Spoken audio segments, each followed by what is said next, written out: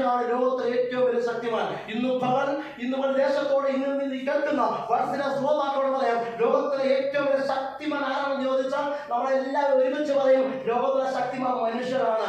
എവിടെയൊക്കെ ഇതെല്ലാം കണ്ടുപിടിക്കുന്നത് റോക്കറ്റ് വിക്ഷേപണം, ചന്ദ്രന് കാലുകുത്തുന്നു, അവിടെ വീടുകളുടെ പണി ചെയ്യുന്നു, കമ്പ്യൂട്ടർ ഒത്തിരി കണ്ടുപിടിക്കുന്നു. പക്ഷെ മനുഷ്യൻ പറയും ഞാനാ ശക്തിമാൻ. പക്ഷെ മനുഷ്യൻ പറയാ നമ്മളെ തോറ്റുപോകുന്ന ഒറ്റ ഒരാളുണ്ട്, അതിന്റെ പേരാണ് മരണം.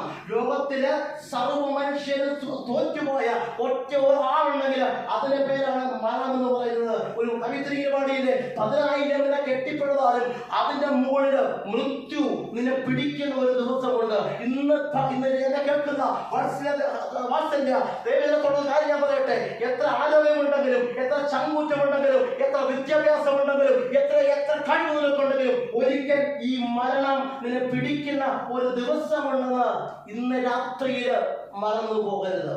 അങ്ങനെ ചോദിച്ചു മരണമേ ലോകത്തിലെ ഏറ്റവും വലിയ ശക്തി മനുഷ്യർക്കില്ല പറഞ്ഞപ്പോഴതെ ലോകത്തിലെ ഏറ്റവും വലിയ ശക്തിമാനാണ്, എന്റെ മുമ്പിൽ മുട്ടുമടക്കാത്ത ലോകത്ത് ആരുമില്ല എന്നൊരു മരണം ഒരു കാര്യം പറഞ്ഞു. ഇന്ന് ഈ നിമിഷം ഈ കർത്താവിനെ കുറിച്ച് പ്രസംഗിപ്പാൻ എനിക്ക് നൽകുന്ന ആവശ്യമെന്ന് പറഞ്ഞാൽ അതാണ്.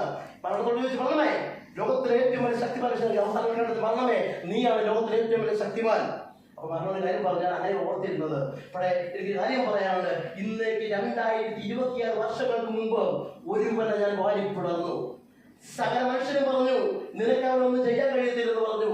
സകലം പറഞ്ഞു നിനക്ക് ഒന്നും ചെയ്യാൻ കഴിയും. പക്ഷേ ഞാൻ അവനെ വാരിപ്പിളർന്നു. പക്ഷേ 3 ദിവസമേ എനിക്ക് കല്ലറയുടെ അകത്ത് എനിക്ക് അവനെ ഒതുക്കാൻ കഴിഞ്ഞുള്ളൂ. അവനെ കല്ലറ വെച്ചു. അത് മാത്രമല്ല ഞങ്ങൾ ഗവൺമെന്റ് മുദ്ര വെച്ച് ആ കല്ല് വലിയ കല്ലുകൾ ഉരുട്ടിവെച്ചിട്ട് മുദ്രയിക്കപ്പെട്ടു. ഇനി ഒരിക്കലും അവൻ പുറത്തു വരികയില്ലെന്ന് സർവ്വ ജനങ്ങൾ ഒരുമിച്ച് പറഞ്ഞപ്പോൾ പറഞ്ഞു. ഞങ്ങളെ സന്തോഷിച്ചപ്പോൾ 3-ാമത്തെ ദിവസം ഹേ മരണമേ നിന്റെ ജയമെവിടെ, ഹേ മരണമേ നിന്റെ വിഷമുള്ളവിടെ എന്ന് ചോദിച്ചുകൊണ്ട് ഒരുവൻ ഉയർത്തെഴുന്നേറ്റു. അവന്റെ പേരാണ് കർത്താവായ യേശു ക്രിസ്തു. ഇന്നും പകല് ഈ രാത്രിയെ കേൾക്കുന്ന ദേശത്തോട് ശക്തിയോടെ ഒരു കാര്യം വിളിച്ചു പറയാം, താമസമെന്ന കർത്താവ് ഉയർത്തെഴുന്നേറ്റെങ്കിൽ ആ ശരീരം നമുക്ക് ലഭിക്കും.